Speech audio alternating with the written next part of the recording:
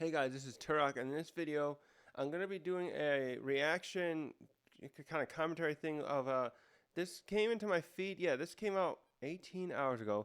I saw YouTube recommend this to me last night. It's an interview with Mr. David, I don't know how to say his last name. I said it once in one of the other videos. This is the actor who's going to be playing Mr. 3 in Season 2 of One Piece.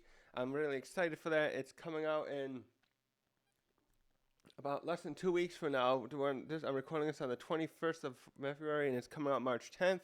So that makes it 16, 17 days away. So yeah. So anyways, this will be kind of a spoiler thing. I'll put that in the text and or something like that. So I don't know. Since he's going to be answering questions about Mr. 3, who's one of the main villains in this arc, because we're going to be introducing how the Baroque works. We got Mr. 5 and him, and their partners, Golden Week and Valentine, respectively.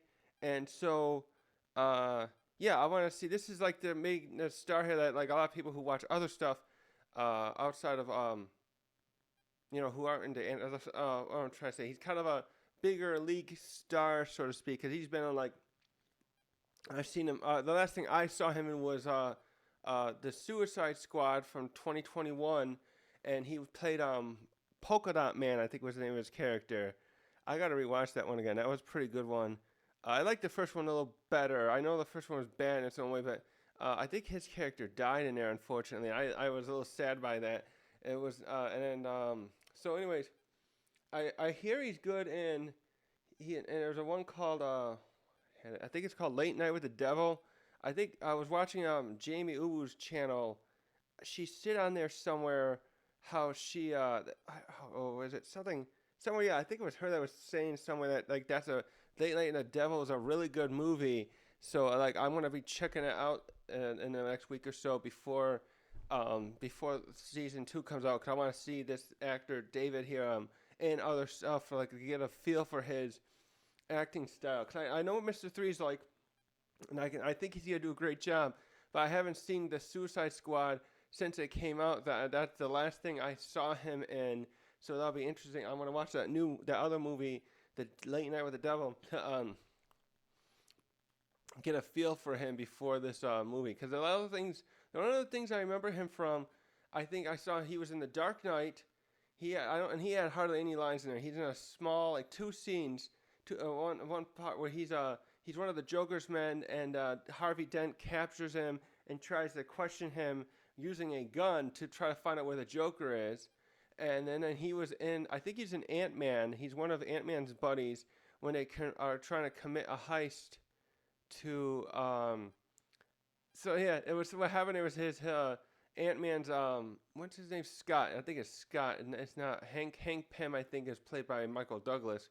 Not so they have Scott. I forget his last name. Played by Paul Rudd. His buddy, his Hispanic buddy, was fed a rumor to lead Scott into a place where he could try on the Ant-Man suit, because Pym was trying to test him, but David Dastmalchian was one of their other teammates that were doing the heist stuff to help coordinate stuff and whatever, and he had like some kind of accent in there. I think they were having him go for like an Eastern European kind of character. But I looked now, he actually has his father, I think it's from the Middle East. So he's got a cool look though. I think he is a good actor and stuff like that. So anyways, I'm rambling on. I want to see what he talks about with Mr. 3 and what he's going to say. So I don't know what kind of spoilers he's going to have. I know he has a video somewhere too where he shows, they interviewed him in some other group, and he has this very good comic book collection. So I don't know how much like One Piece he might have read too, but I want to see what he talks about here. So let's get into this. My name is Tony Waldman from OtakuKart, and today we have the incredible pleasure of chatting with the live-action Mr. 3 actor from the One Piece Netflix series. He captivated us since his debut. Oh wait, hold on. Something's going on with my audio. I don't know if that's going to work for yours, and I'm going to change this. I had to switch the audio over to, I connected my headphones directly to the computer instead of Bluetooth. My Bluetooth adapter has been acting up as of late, so we'll do it this way so that we can hear everything just fine. I don't know if the recording maybe the recording would have been fine, but I was getting like the audio was breaking up on my end. So let's get into this. Yeah. OtakuKart, and today we have the incredible pleasure of chatting with the live-action Mr. 3 actor from the One Piece Netflix series. He captivated us since his debut movie performance in The Dark Knight, and continued with other roles in the DC and Marvel universes. Yeah, he was in Marvel, right? In the horror genre with Late Night with the Devil. It's a horror film. Resurrection, oh. Soon to be M. Bison in the Street Fighter live action coming out this year. Wait, he's gonna be Bison? Oh, I have to watch that afterward. I didn't. Welcome the only person you know that interviews people in coffins, David Dastmalchian. Dastmalchian. That's my best intro yet. That is great. I love that. Hi, Dave.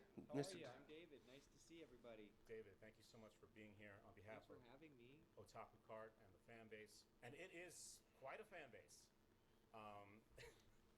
as I'm sure you've experienced already. So we have OtakuKart has some One Piece discords with lots of members who voted on various questions to ask you.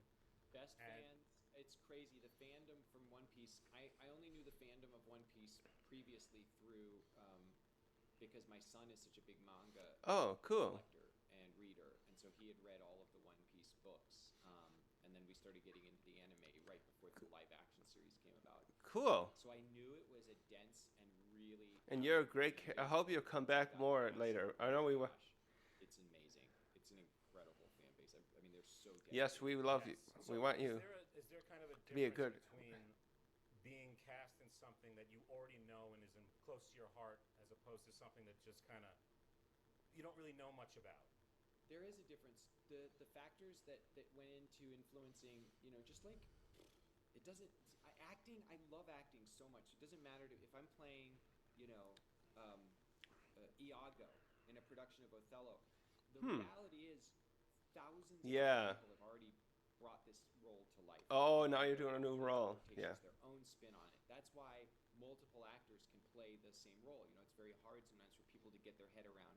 Well, the best Joker is so-and-so, or the best Batman is this person, or the best Captain America is this person. It's like, I understand that because that's what you first saw when you fell in love with a thing and your heart was so attached to it. But remember, for hundreds of years, numerous Hamlets have brought people to their knees, right? Yeah, so Hamlets. In 3, I had a number of factors to contend with. One, that everyone who's read and loved the manga has such a special place in their heart for him and the way they've already imagined him sounding or moving or looking in their minds. Then you've got the only 2 versions I've seen, although there's hundreds of other languages in the world that it's been, translated into. I know people have a subbed and dubbed versions. So, yeah, that's something too. I was watching a I'm sorry to interrupt him right in the middle here, but I was watching one of the anime reactors, was it Flux Anime, and she was reacting to Dragon Ball last night, and I was watching her chat, and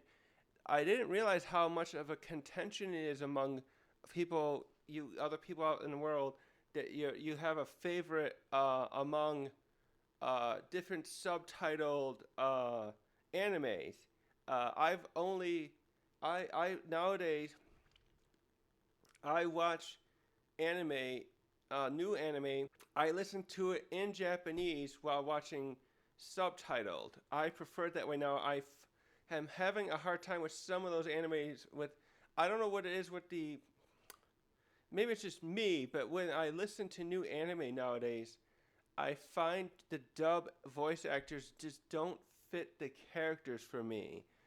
And I think it's just me getting older. I think it's more me because I'll still go back and watch stuff that is dubbed in English, because I'm speaking English, and obviously, I'll still go back and watch Bleach or Dragon Ball or other stuff in the 2000s when I started anime and want to watch those dub versions. There's something about those voice actors back then that fit the characters to me, and I'm having a hard time with some of the stuff I've tried. I tried, I have to go back. I watched this stuff at late night and I forget the names. I have to look sometime. I watched some other, I've watched some recently, and the voice actors just don't do it for me. I find the sound of the Japanese voice actors for characters, and like I was watching Night of the Cat or something. It's a horror. It's a horror comedy thing with cats turning people into cats, like a zombie pun thing, and I was watching what's that? I've watched that one with that Chinese guy who was reborn into the modern day, and then there's other ones. I've watched several of them, oh, what's that one with the guy with the sword? So all these things I've watched like that, and in One Piece now I watch them subbed, and I watch them subtitled with the original voice actors of Japan from where the show's from. These shows are from, and I prefer to hear their voices. They suit the character. So I'm sorry, the tangent here is that I think I understand where Mr. Dastmalchian is coming from here, where he's saying you got these other versions and people are gonna have a preference. So now he has to like find a balancing act. I suspect he's gonna say about how he approached this role as Mr. 3. Everyone who's read. So I went back a little bit here because I want to like hear Mr. Dastmalchian's full statement here. I cut him off before. I had a number of factors to contend with. One, that everyone who's read and loves the manga has such a special place in their heart for him and the way they've already imagined him sounding or moving or looking in their minds. Then you've got the only 2 versions I've seen, although there's hundreds of other languages in the world that it's been, translated into, but I've done both subbed and dubbed versions of the anime, so I've heard the English-speaking Mr. 3, who has such a distinct voice. I gotta listen to that one again. The actors who played Mr. 3 by voice. It's a lot. And then I have the fact that this is such a special book to my son and to so many other people. Like, you want to honor the tradition. I like his, you want people to feel like this is in the space with which their imagination and their heart already holds for Mr. 3, but at the same time, I want to bring David to the performance. Well, yeah. I'm sorry, I'm cutting off on him. Yeah, bringing an aspect of himself into this is going to be enjoyable. I think a lot of us like that with the actors. When we see the actor, when we like an actor, I think this is why Hollywood's always like, oh, well, we're going to use, especially when you went into animation and you had like Will Smith and you had other celebrities doing animation 20 years ago, you're like, oh, they're going to play a character and we know how they are. So now, bringing yourself into it a little bit. So sometimes with that, I feel like it's okay that a character just plays themselves. I see people joke about this a lot with Jeff Goldblum, and I like it. I don't always need Heath Ledger's type where he played a different version. He played the Joker, and we love it. But let's bring him. Yeah, bring yourself into it. Sorry. But at the same time, I want to bring David to the performance. What makes it unique, other than just how do you make it? Just have AI do it, right? Otherwise, you could just be like, give us a computer-generated printout of what. Yeah, that's no good. Of what everyone already loves. You have to take some risk. You have to bring yourself to it. So that was. I like that. There's a lot of thought that went into that, and luckily for me, the people behind the show, the producers, the directors, everyone that I worked with collaboratively, they were really on board with helping me. I tried to find gestures and poses that felt iconic to me from, say, the manga or the anime. I also tried to find vocal inflections at certain times that paid tribute to those who've come before me. Cool. I also wanted to make him my own, so you always get a little bit nervous. Sure. That the fans go, oh, okay, that's his interpretation. Yep, and that's like what's going on with Shakespeare stuff. I like that he brought up Shakespearean plays. It's hard. I've tried rewatching other versions of like speeches, and it's like you find certain versions of it. That's like a great example. He's great how he said that. Like you find like Shakespeare stuff. You've seen certain people do the character just right, and once you watch someone else, they're good actors, but they're like you may think, yeah, I don't see that character in you. My favorite version of this is the speech, Mark Antony's speech. There's the actor, I'll put his name on the screen now. I can't think of his name. He's that red hair actor from, he's a British actor, and he's done that one show with, I think Paul Giamatti was in it too. I haven't watched that show yet. I heard it's good.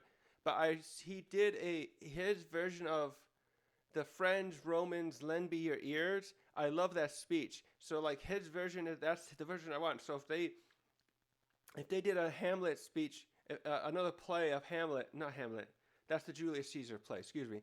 I would want to see that actor play Brutus because he sold me with that speech. I'll link that one in the description maybe. Oh, I'm sorry. I gotta let David finish. Right. Desterman. I love your attention to detail. And Yes. It's amazing. Your love of the craft is incredible. So we had a bunch of fans vote on various questions to ask you. The number one question that fans asked was about your number 3 hairpiece. How many hours did it take Oh to God, get here we that go. iconic 3 hairpiece standing perfectly every morning? The hair and makeup team on One Piece is incredible. The special effects team, the costume team, the everybody. The set is amazing. Wait till you see this season. You're gonna freak out. The Grand Line is amazing. But Wait, what's the process was the Grand Line? and I would go in. Oh, the one thing I'm kind of complain with this video is the subtitles are where he saw the Grand Line. It said Grand Lion, I think. Makeup trailer.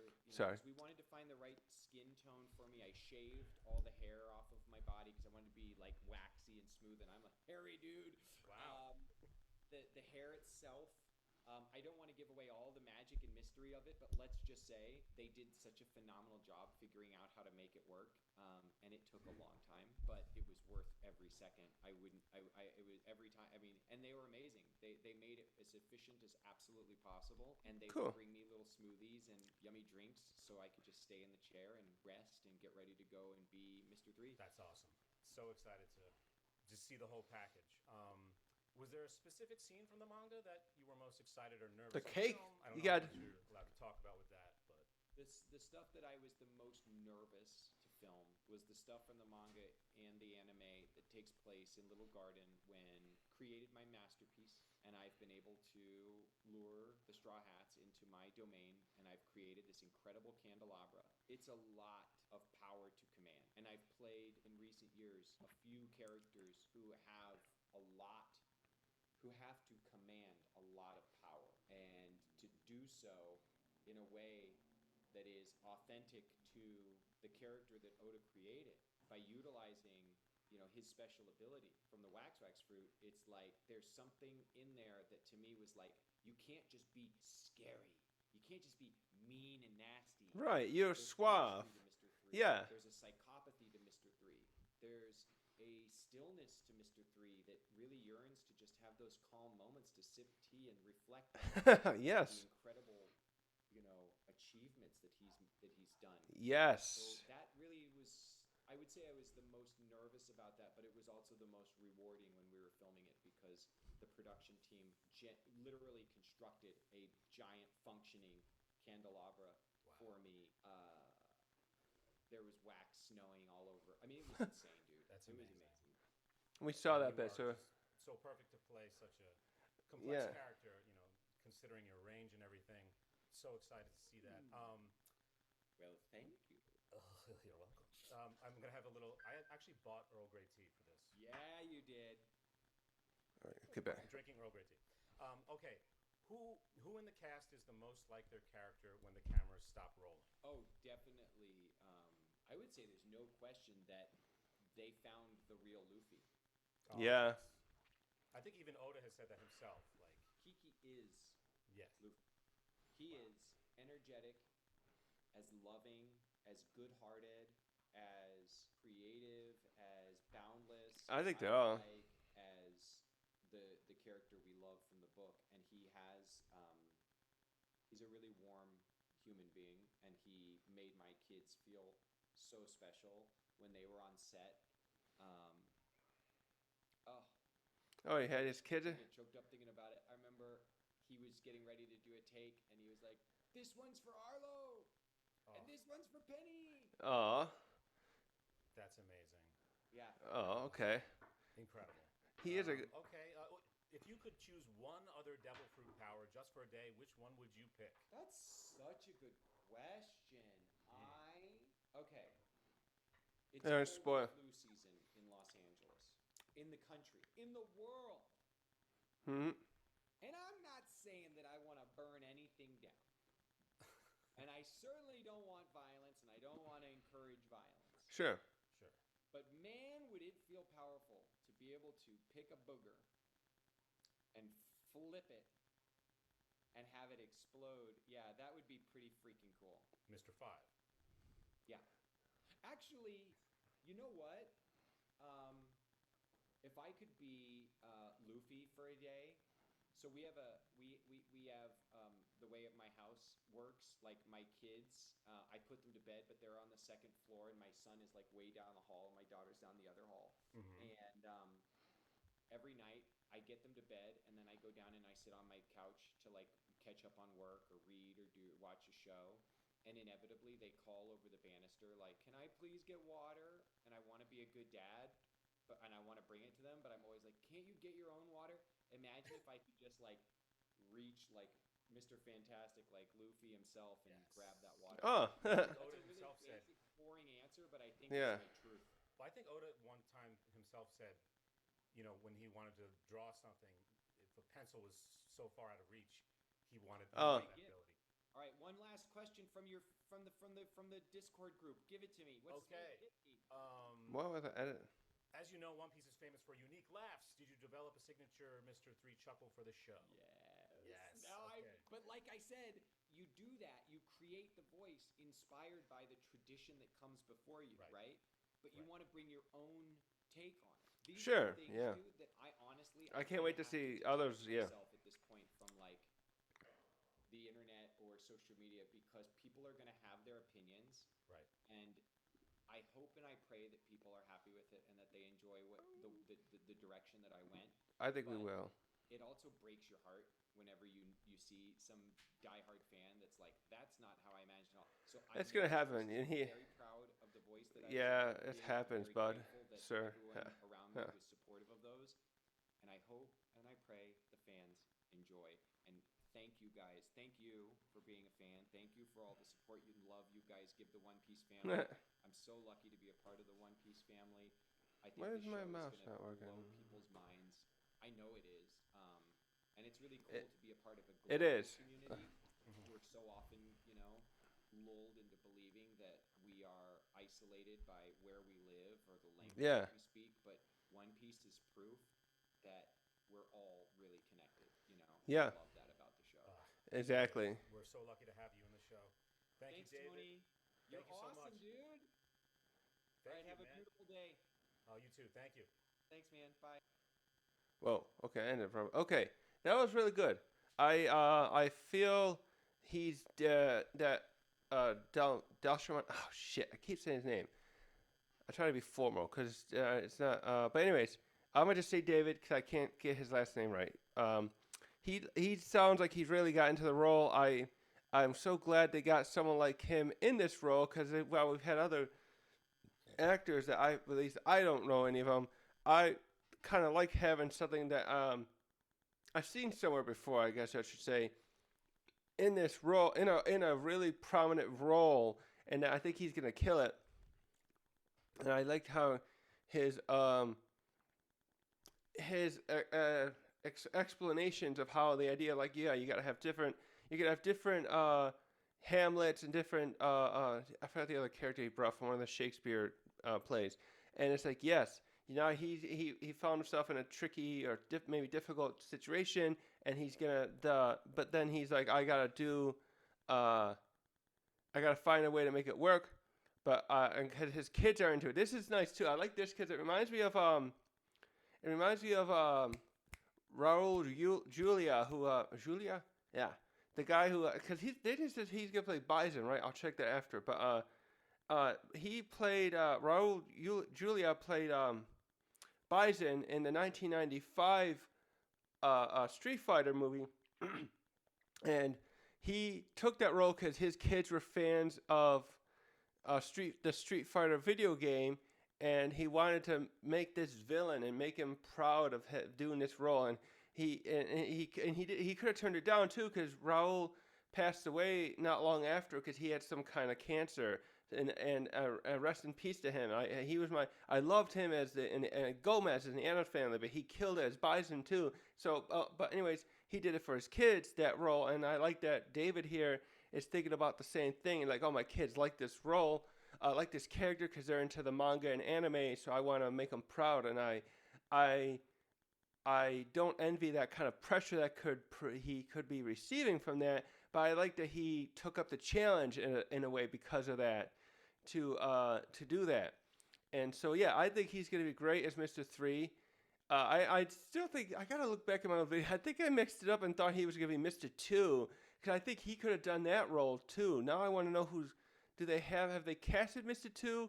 I know they've casted Ace already for the next season, but Mr. 2 is gonna show up, and we already got Crocodile casted, and I don't know if they've done Mr. 4 and I forget his partner's name, but what was I saying? Yeah, I think I just mixed him up and thought he was gonna do Mr. 2. So sorry, that's neither here nor there. I like this. I'm glad he got. I gotta do this more often when I watch these interviews. I don't usually watch celebrity interviews. I don't know. I just not. I don't know. I just don't pry. I don't get interested. I just try to avoid getting into too much information on that stuff. But it's like, cause I don't know. But I should try. With this, I'm really getting interested to see this stuff, and I can't wait to see him and the others. And the others are going to be great too. The one that has really caught my attention too is other one is going to be Miss Golden Week. No, well, her too. Yeah, actually, I was trying to think of Miss Valentine though.